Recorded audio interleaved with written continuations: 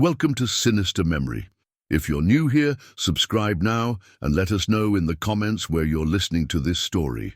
Let's get to today's story. The yellowed correspondence arrived at the Pittsburgh Historical Society on a rain-soaked morning in October 1987, delivered by the trembling hands of Mrs. Eldona Whitmore, whose grandfather had served as the city's chief coroner during the early 1900s. The manila envelope, sealed with black wax and bearing the faded inscription, "For official eyes only, September 1902, had remained hidden beneath floorboards in her family's ancestral home for over 8 decades. Dr. Margaret Thornfield, the Society's lead archivist, carefully extracted the documents with cotton gloves, her academic composure faltering as she encountered the first page.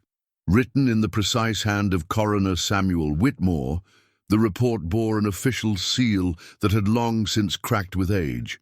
The paper itself seemed to exhale the musty scent of forgotten secrets, as if the very fibers had absorbed the weight of untold horrors. The initial document established the foundation of what would become known internally as the Allegheny Incident. According to Whitmore's meticulous records, the investigation began on September 15, 1902, when the Pittsburgh Police Department received an unusual request from the Allegheny County Health Board. A stately Victorian mansion at 1247 Elm Street had been reported as a public health concern by neighboring residents who complained of persistent, inexplicable odors emanating from the property. The house in question belonged to one Cornelius Blackwood, a wealthy industrialist who had made his fortune in steel manufacturing during the city's rapid expansion. Blackwood had purchased the 3-story residence in the spring of 1901, immediately commissioning extensive renovations that transformed the already impressive structure into a showcase of architectural grandeur. Local craftsmen spoke of peculiar modifications requested by the owner: additional ventilation systems, reinforced basement walls, and an elaborate network of speaking tubes that connected every room to a central listening post in the master study. What distinguished this particular investigation from routine municipal inquiries was the nature of the complaints filed by Blackwood's neighbors. Mrs. Catherine Morrison, who resided in the adjacent property, reported that the odors began appearing precisely 3 weeks after Blackwood hosted his first dinner party in August 1902. She described the scent as sweet yet putrid, like flowers left too long in standing water. More disturbing were her observations regarding the guests who attended these frequent social gatherings. Morrison's testimony, preserved in Whitmore's careful script, detailed a pattern that defied logical explanation. Blackwood's dinner parties occurred with clockwork regularity every Saturday evening, always beginning at precisely 7 o'clock. Carriages would arrive throughout the evening, depositing well-dressed guests who appeared eager to partake in their host's renowned hospitality. However, Morrison noted with growing unease that while she consistently observed arrivals, she never witnessed departures. The coroner's initial investigation revealed that Blackwood had indeed become something of a social phenomenon among Pittsburgh's elite circles. Invitations to his Saturday gatherings were coveted commodities, passed between prominent families like precious heirlooms. The guest lists, when Whitmore managed to obtain them through discreet inquiries, read like a directory of the city's most influential citizens, bank presidents, factory owners, prominent physicians, and their wives. Yet when Whitmore attempted to interview these supposed attendees, he encountered a wall of silence that chilled him more than any corpse he had examined in his 20-year career. Family members claimed their relatives had never attended such gatherings. Business associates insisted they had not seen these individuals for weeks, sometimes months. Most unsettling of all, several of the names on Blackwood's guest lists belonged to people who had been reported missing by their families, though no formal investigations had been initiated due to the victims' apparent voluntary departures. The mansion itself stood as a monument to architectural ambition, its dark brick facade rising 3 stories above manicured grounds that seemed perpetually shrouded in shadow, even during the brightest afternoon hours. Ornate iron railings bordered the property, their intricate designs featuring motifs that appeared almost organic in nature, as if the metal had grown rather than been forged. The windows, tall and narrow, reflected light in ways that made observation of the interior nearly impossible from street level.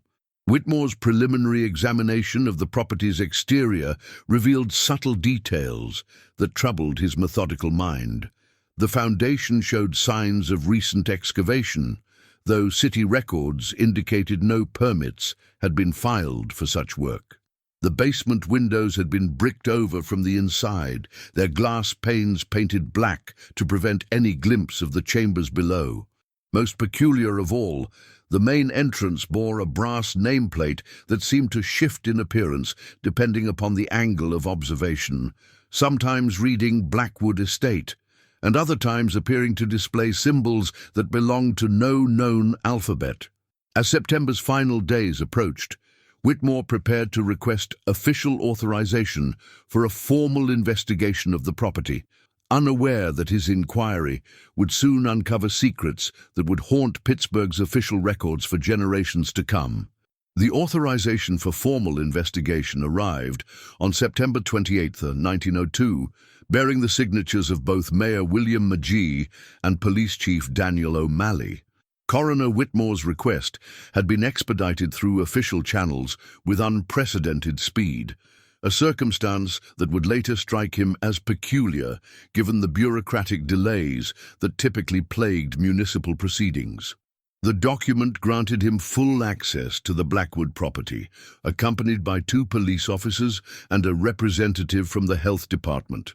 Officer Patrick Sullivan and Officer James McKenna, both veteran members of the Pittsburgh Police Department, had been specifically selected for their discretion and experience with sensitive investigations. Sullivan, a 20-year veteran with graying temples and steady hands, had previously assisted in several high-profile cases involving the city's industrial elite. McKenna, younger but equally reliable, possessed an analytical mind that complemented his partner's practical approach to law enforcement. Dr. Harrison Caldwell, from the Allegheny County Health Board, completed the investigative team. Caldwell's reputation for thoroughness had been established through his meticulous documentation of the cholera outbreak that had plagued the city's riverside districts 3 years prior. His medical training and scientific methodology would prove invaluable in examining whatever conditions might exist within the Blackwood residence. The team assembled at the property's front gate on the morning of September 30th, under skies that seemed perpetually overcast, despite weather reports predicting clear conditions. The mansion loomed before them, with an imposing presence that seemed to absorb rather than reflect the pale sunlight filtering through the clouds. Whitmore noted in his journal that the very air surrounding the property felt heavier than normal, as if atmospheric pressure had somehow been altered by the building's presence. Their first attempt to gain entry through conventional means proved unsuccessful. The ornate brass knocker on the front door produced no response from within, despite repeated efforts that echoed through the interior with hollow reverberations. The windows remained dark and impenetrable, their surfaces reflecting the investigators' images in distorted ways that made accurate observation of the interior impossible. Officer Sullivan's attempts to peer through gaps in the heavy curtains revealed only deeper shadows that seemed to shift when viewed directly. Dr. Caldwell's examination of the property's exterior confirmed several of the anomalies that had initially drawn official attention. The persistent odor that had prompted neighbor complaints was indeed present, though its character defied precise classification. The scent possessed qualities that seemed to change depending upon wind direction and time of day, sometimes resembling decomposing organic matter, other times suggesting the cloying sweetness of overripe fruit left in closed spaces. More concerning were Caldwell's observations regarding the building's structural modifications. The basement windows, which had been bricked over from the interior, showed signs of recent mortar work that appeared hastily applied. The ventilation systems that Blackwood had commissioned during his renovations included several features that served no apparent architectural purpose. Copper pipes emerged from the foundation at irregular intervals, their openings sealed with what appeared to be wax rather than standard building materials. Officer McKenna's methodical examination of the grounds revealed additional peculiarities that challenged conventional explanation. The landscaping, while meticulously maintained, consisted entirely of plant species that thrived in low-light conditions. The garden beds contained no flowers or decorative elements typically associated with wealthy residential properties. Instead, the vegetation appeared chosen for its ability to grow in perpetual shadow, creating an environment that remained dim even during peak daylight hours. The team's investigation of the property's perimeter uncovered evidence of recent excavation work that extended beyond the foundation modifications visible from street level. Disturbed soil patterns suggested extensive underground activity, though the precise nature and scope of this work remained unclear. Several areas of the lawn showed signs of subsidence, as if the earth beneath had been hollowed out and inadequately refilled. Whitmore's attempts to locate Cornelius Blackwood himself proved equally frustrating. Inquiries at his business offices revealed that the industrialist had not been seen at his steel manufacturing facilities for over 2 weeks. His personal secretary, Miss Adelaide Porter, claimed that Blackwood had left instructions regarding his temporary absence, but could provide no specific information about his whereabouts or expected return date. The investigation team's examination of municipal records revealed additional inconsistencies that deepened the mystery surrounding the property. Building permits for Blackwood's renovations had been filed and approved with unusual speed, bypassing several standard review processes that typically required weeks or months to complete. The contractors listed on these permits could not be located through normal business directories, and several of the company names appeared to be fictitious entities with no verifiable corporate existence. As the afternoon shadows lengthened across the property, Whitmore made the decision to seek alternative means of entry. The team's initial reconnaissance had revealed enough irregularities to justify more aggressive investigative measures. Officer Sullivan located a basement window on the property's north side where the mortar work appeared less secure than elsewhere, providing a potential access point that would allow the team to examine the interior conditions that had generated such persistent community concern. The decision to enter the Blackwood residence would prove to be a turning point in the investigation, though none of the team members could have anticipated the discoveries that awaited them within the mansion's carefully concealed interior chambers. The basement window yielded to Officer Sullivan's careful manipulation of the deteriorating mortar, revealing an opening barely wide enough to accommodate a grown man. The glass panes had been painted black from the interior, as observed from outside, but close examination revealed that the paint had been applied in multiple layers, each coat darker than the last, as if the original occupant had been determined to eliminate every trace of natural light from penetrating the underground chambers. Dr. Caldwell volunteered to enter first, his medical training having accustomed him to confined spaces and potentially hazardous environments. As he lowered himself through the window opening, his lantern cast dancing shadows across walls that appeared to be lined with an unusual material. The surfaces reflected light in patterns that suggested neither standard brick nor conventional plaster, but rather something organic in nature, as if the walls themselves possessed a texture that absorbed and redistributed illumination in unpredictable ways. The basement chamber that greeted the investigation team defied architectural logic. The space extended far beyond the dimensions that the building's exterior footprint should have allowed, stretching into darkness that seemed to swallow their lantern light before it could reach the far walls. The ceiling height varied dramatically throughout the chamber, creating alcoves and recesses that appeared to have been carved rather than constructed through conventional building methods. Whitmore's examination of the floor revealed the source of at least some of the persistent odors that had prompted the initial investigation. The basement had been fitted with an elaborate drainage system that channeled liquid through a network of narrow trenches carved directly into the stone foundation. These channels converged at several central collection points, where metal grates covered what appeared to be deep wells or cisterns. The metalwork showed signs of recent use, with staining patterns that suggested regular flow of substances other than rainwater or typical household drainage. Officer McKenna's exploration of the chamber's perimeter uncovered a series of wooden structures that had been constructed along the walls with meticulous attention to detail. These installations resembled oversized cabinets or wardrobes, each standing approximately 7 feet in height and 3 feet in width. The craftsmanship was exceptional, featuring intricate joinery and hardware that spoke of considerable expense and expertise. However, the purpose of these structures remained unclear, as they appeared to lack the shelving or hanging mechanisms typically associated with storage furniture. Dr. Caldwell's medical training drew his attention to several features of the basement that suggested the space had been designed for purposes requiring precise environmental control.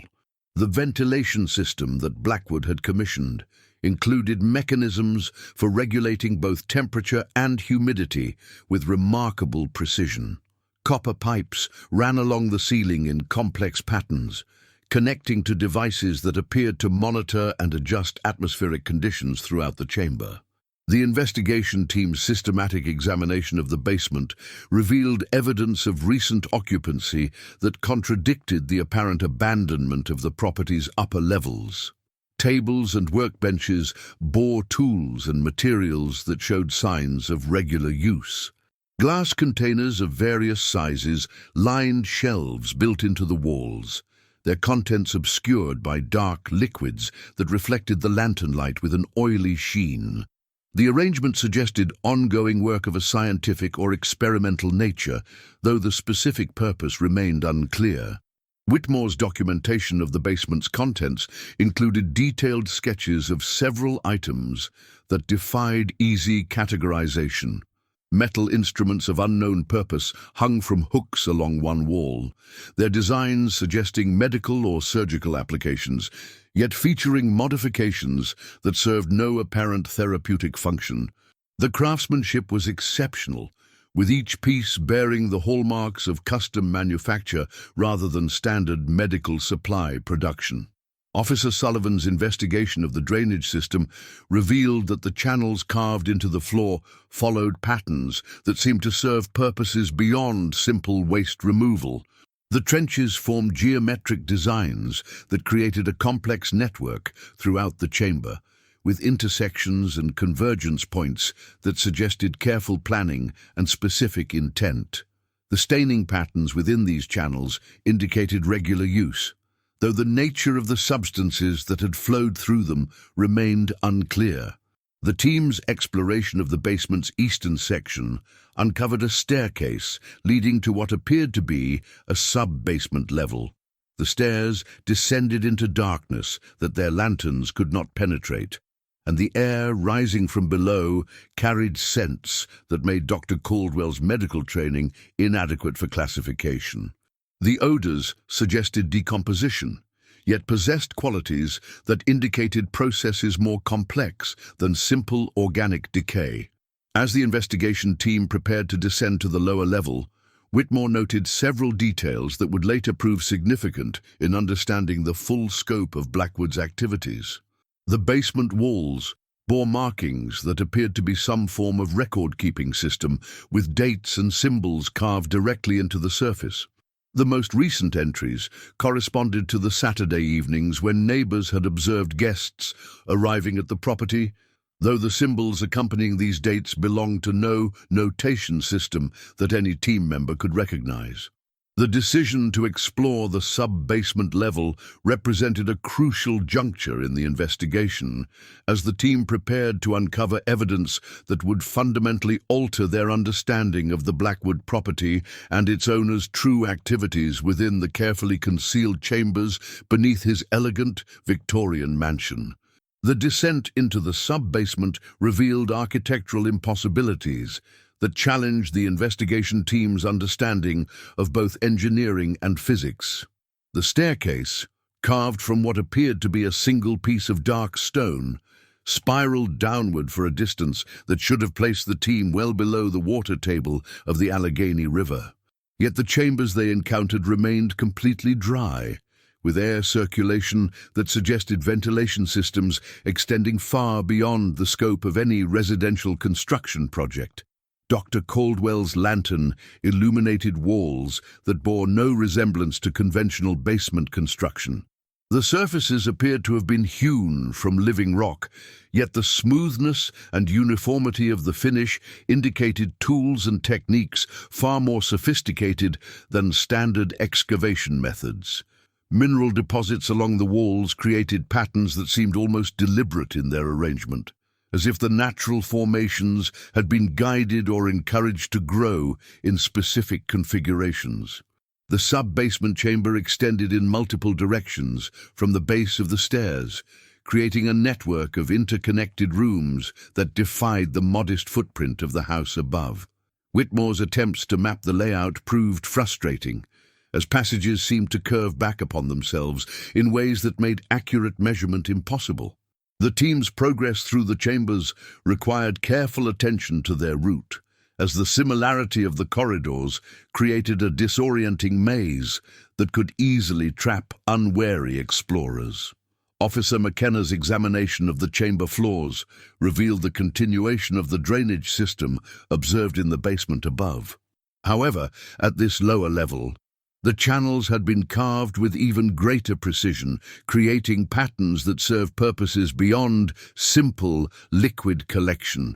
The trenches formed intricate geometric designs that seemed to direct flow toward central collection points, where the team discovered structures that defied easy classification. These central installations resembled wells or cisterns, yet their construction incorporated elements that suggested purposes far removed from water storage. Metal frameworks surrounded each opening, supporting mechanisms that appeared designed for lowering and raising objects into the depths below.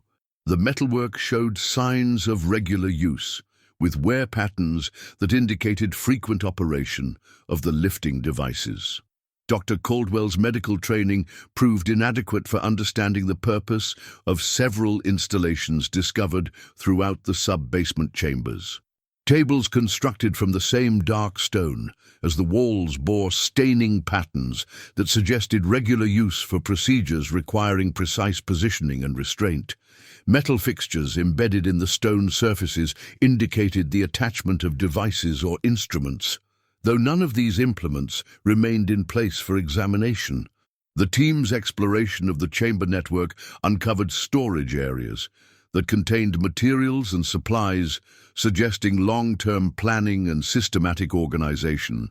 Shelves carved directly into the rock walls held containers of various sizes, their contents preserved by the constant temperature and humidity maintained throughout the underground complex. Many of these vessels contained substances that defied identification, though their careful labeling indicated systematic cataloging and inventory management. Whitmore's documentation of the sub-basement included detailed observations of ventilation systems that demonstrated engineering sophistication far beyond typical residential construction. Air circulation throughout the chambers maintained consistent atmospheric conditions despite the considerable depth below ground level. The mechanisms responsible for this environmental control remained hidden within the walls, though their effectiveness was evident in the complete absence of the dampness and stagnation typically associated with underground spaces. Officer Sullivan's investigation of the chamber network revealed evidence of recent occupancy that contradicted the apparent abandonment of the property's upper levels. Personal effects and work materials suggested that someone had been utilizing these spaces within recent weeks, possibly days. The arrangement of tools and supplies indicated ongoing projects that required both privacy and specialized environmental conditions.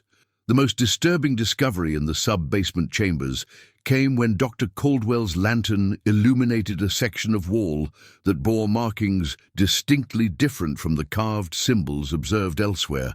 These inscriptions appeared to be written in a substance that had dried to a dark brown color, applied directly to the stone surface in patterns that suggested both urgency and desperation. The content of these writings remained largely illegible, though certain phrases could be discerned with careful examination. As the investigation team prepared to explore the deepest sections of the chamber network, Whitmore noted that their lanterns seemed to burn less brightly in certain areas, as if the air itself possessed qualities that inhibited combustion. The phenomenon occurred most noticeably near the central collection points, where the drainage channels converged, suggesting that these locations might contain atmospheric conditions significantly different from the surrounding chambers. The team's discovery of additional staircases leading to even lower levels forced them to confront the possibility that Blackwood's excavations extended far deeper than any reasonable residential project would require, creating a subterranean complex that served purposes they were only beginning to comprehend. The deepest level of Blackwood's subterranean complex revealed the true purpose behind the elaborate excavations and mysterious disappearances that had plagued Pittsburgh's elite society. The final staircase descended into a vast chamber that dwarfed all previous discoveries, its dimensions suggesting excavation work that must have required years of secret labor and considerable financial investment. Dr. Caldwell's lantern cast trembling shadows across installations that transformed the investigation from a routine municipal inquiry into something far more sinister. The chamber contained dozens of the wooden structures they had first encountered in the basement, but here their purpose became horrifyingly clear. Each cabinet-like construction had been designed as a containment vessel, fitted with internal mechanisms that suggested long-term preservation rather than temporary storage. Whitmore's examination of these preservation chambers revealed craftsmanship that spoke of obsessive attention to detail and profound understanding of anatomical requirements. The interior surfaces had been lined with materials that maintained consistent temperature and humidity, while ventilation systems provided carefully regulated air circulation.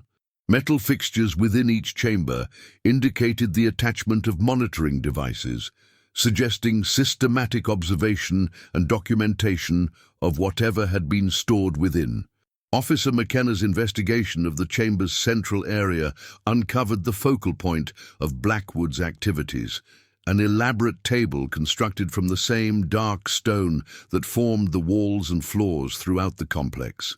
The surface bore staining patterns that told a story of repeated use for procedures requiring precise positioning and complete immobilization.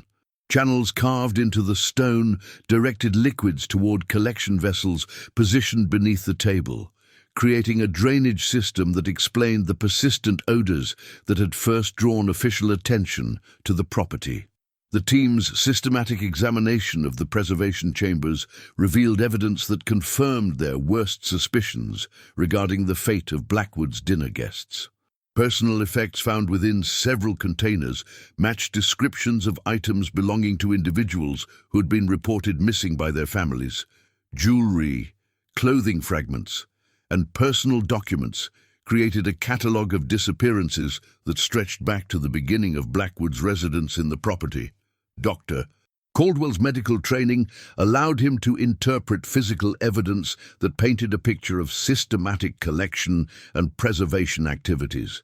The chambers had been designed to maintain their contents in states that defied natural decomposition, utilizing techniques that combined scientific knowledge with methods that bordered on the alchemical. Temperature control, chemical preservation, and atmospheric manipulation had been employed to create conditions that arrested normal biological processes. Whitmore's documentation of the chamber included detailed sketches of instruments and devices that suggested Blackwood's activities extended far beyond simple collection. Elaborate mechanisms positioned throughout the space indicated ongoing experimentation and manipulation of preserved specimens. The sophistication of these installations spoke of knowledge and resources that exceeded anything typically available to private individuals, regardless of their financial means. Officer Sullivan's exploration of the chamber's perimeter revealed additional evidence of Blackwood's systematic approach to his activities. Record-keeping systems carved directly into the walls documented dates, procedures, and outcomes with meticulous precision. The entries corresponded to the Saturday evening gatherings that neighbors had observed, creating a timeline that connected social events with the disappearances that had puzzled authorities for months. The investigation team's discovery of Blackwood's personal workspace within the chamber provided insight into the motivations behind his elaborate activities. Documents and journals revealed obsessions with preservation, transformation, and the extension of existence beyond natural limitations. The writings suggested beliefs that bordered on the mystical, yet were supported by scientific methods that demonstrated considerable expertise in anatomy, chemistry, and engineering. As the team prepared to document their findings and report their discoveries to municipal authorities, they encountered evidence that Blackwood's activities might not have ceased with his apparent disappearance. Recent entries in his record-keeping system suggested ongoing work within the complex, raising the possibility that someone else had assumed responsibility for maintaining his collection and continuing his experiments. The implications of their discoveries in the deepest chamber forced the investigation team to confront questions that extended far beyond their original mandate. As they realized that Blackwood's activities represented only the visible portion of something far more extensive and disturbing than a simple case of missing persons, the investigation team's discovery of recent activity within the preservation chambers forced them to confront the possibility that Cornelius Blackwood had not been working alone in his systematic collection of Pittsburgh's elite citizens. Evidence scattered throughout the deepest level suggested the presence of an associate or successor who possessed both the knowledge and dedication necessary to maintain the complex operations that Blackwood had established within his subterranean domain. Dr. Caldwell's examination of the preservation chambers revealed maintenance work that had been performed within the past several days. The chemical solutions used to arrest decomposition showed signs of recent replacement, while monitoring devices attached to each container displayed readings that indicated ongoing observation and adjustment. The precision required for such maintenance suggested someone with extensive training in both the scientific and practical aspects of Blackwood's preservation methods. Whitmore's investigation of the record-keeping systems uncovered entries written in handwriting distinctly different from Blackwood's careful script. These newer notations employed the same symbolic system that Blackwood had developed for cataloging his collection, yet the formation of individual characters suggested a different hand altogether. The most recent entries bore dates from the current week, confirming that someone had been actively maintaining Blackwood's work despite his apparent absence from the property. Officer McKenna's systematic search of the chamber network revealed a previously unnoticed passage that led to additional rooms designed for habitation rather than preservation. These quarters had been carved from the living rock with the same precision evident throughout the complex, creating living spaces that provided all necessary amenities for extended underground residence. The furnishings suggested occupancy by someone who valued both comfort and privacy above conventional social interaction.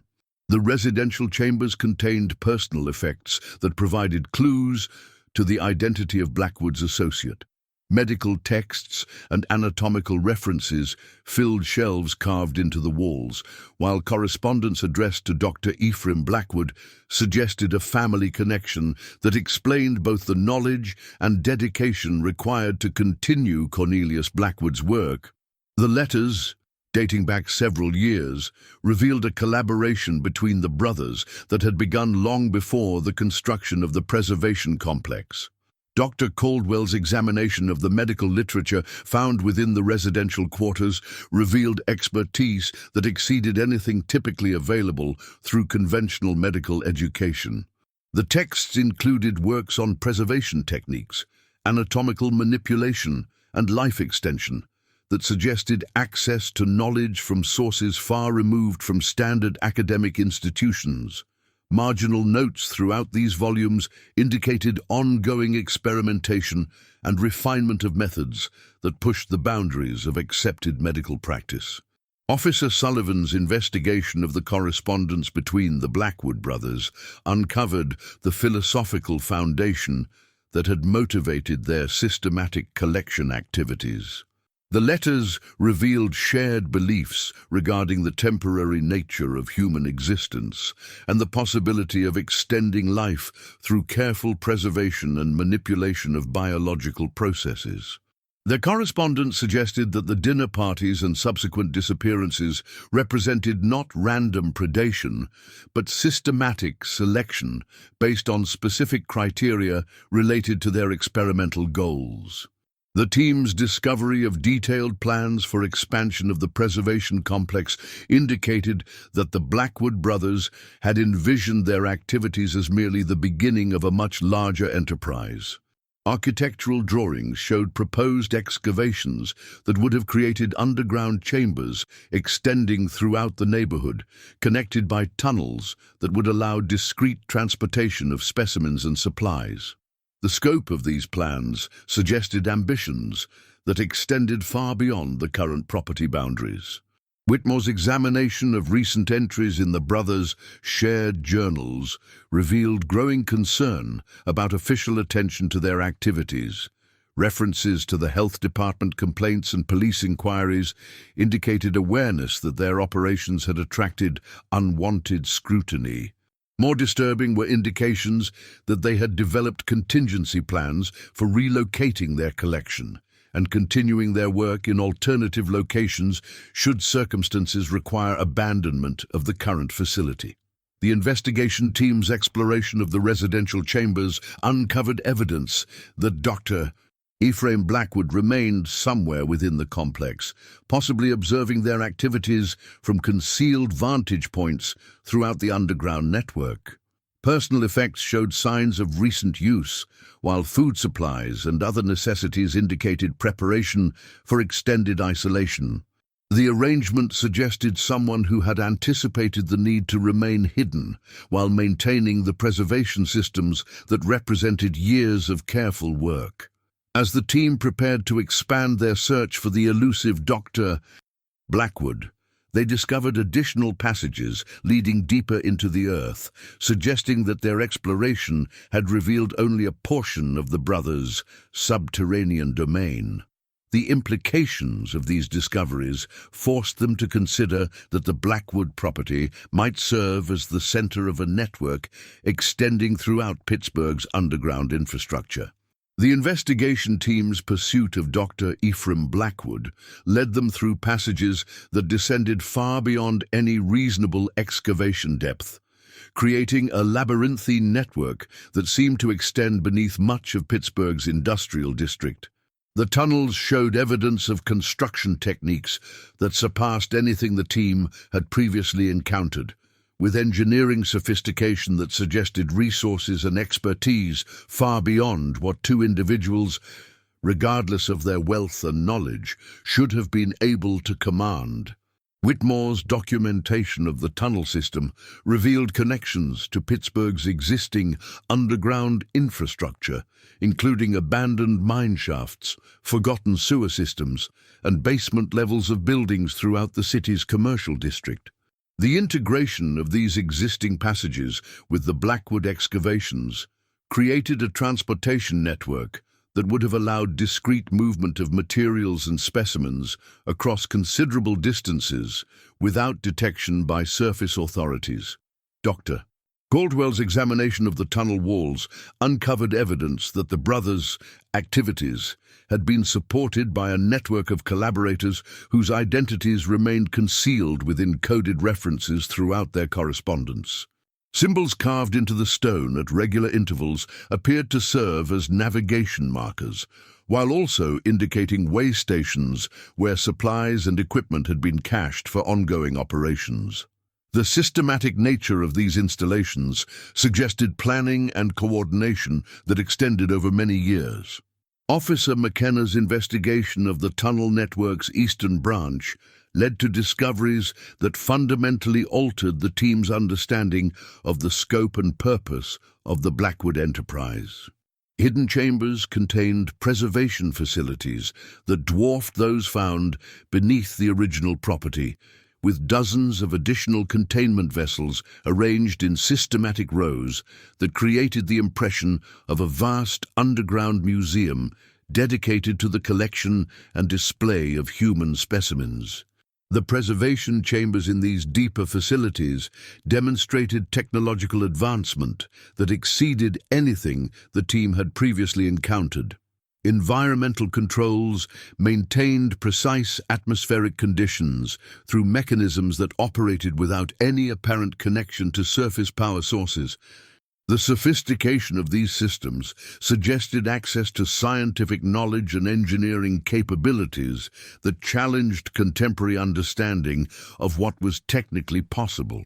Officer Sullivan's exploration of the tunnel system's western passages uncovered evidence of ongoing expansion work that indicated the brothers' activities had continued to grow in scope and ambition even after attracting official attention. Recent excavations showed signs of systematic enlargement of existing chambers, while new passages extended the network's reach toward Pittsburgh's riverside industrial facilities. The scale of this construction suggested workforce and resources that far exceeded what two individuals could have commanded independently. The team's systematic exploration of the expanded complex revealed additional evidence of the philosophical motivations that had driven the Blackwood brothers' systematic collection activities. Chambers dedicated to research and experimentation contained documentation of attempts to extend preservation beyond simple prevention of decomposition, with experiments aimed at maintaining consciousness and awareness within preserved specimens. The implications of these discoveries forced the investigation team to confront possibilities that challenged their understanding of the boundaries between life and death. Whitmore's examination of the brothers' research documentation revealed collaboration with individuals whose expertise extended far beyond conventional medical and scientific training. Correspondence with unnamed associates suggested access to knowledge and techniques that originated from sources outside accepted academic institutions. The letters indicated a network of like-minded individuals who shared the brothers' beliefs regarding the possibility of transcending natural limitations through systematic application of preservation and manipulation techniques. Dr. Caldwell's investigation of the experimental chambers uncovered evidence that some of the brothers' preservation attempts had achieved results that defied medical explanation. Monitoring devices attached to certain containment vessels displayed readings that suggested ongoing biological activity within specimens that should have been completely inert. The implications of these discoveries forced the team to consider that the Blackwood brothers might have achieved breakthroughs in preservation science that fundamentally challenged accepted understanding of biological processes. The team's exploration of the deepest sections of the complex led to the discovery of a central chamber that appeared to serve as the focal point for all of the brothers' activities. This vast space contained installations that combined elements of laboratory, library, and shrine, creating an environment dedicated to the systematic study and worship of preservation as both science and philosophy. The chamber's design suggested that the brothers viewed their work not merely as experimentation, but as a form of devotion to principles that transcended conventional morality and scientific ethics. As the investigation team prepared to document their discoveries and report their findings to municipal authorities, they encountered evidence that Dr. Ephraim Blackwood had been observing their progress through the complex, possibly preparing to either confront them directly or disappear into sections of the network that remained beyond their ability to explore. Dr.